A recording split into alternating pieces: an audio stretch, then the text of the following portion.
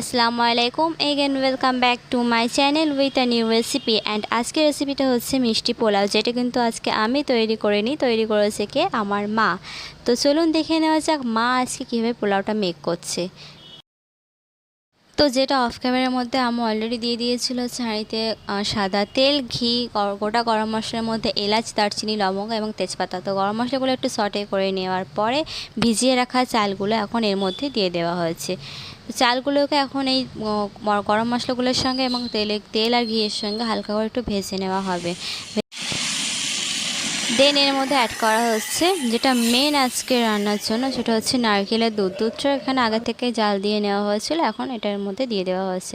এরপর দুধটা একটু ফুটে ওঠা পর্যন্ত অপেক্ষা করব। ফুটে উঠলে এর মধ্যে স্বাদ মতো হচ্ছে লবণ এবং চিনি দিয়ে দেওয়া হচ্ছে।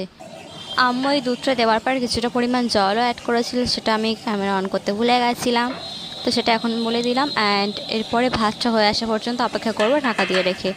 সবশেষে ভাত হয়ে গেলে উপর থেকে ভেজে রাখা কিশমিশ দিয়ে দিচ্ছে, কিশমিশ, কাজু, এবং সবশেষে দিয়ে দেওয়া হচ্ছে জাফরান, এবং উপর থেকে ছড়িয়ে দেওয়া হবে ভাজা পেঁয়াজ অর্থাৎ বেরেস্তা। তো আজকে পোলাওটা খুবই সিম্পলি মেক করা হয়েছে, আপনারা সবাই বাড়িতে ট্রাই করলে অবশ্যই পারবেন।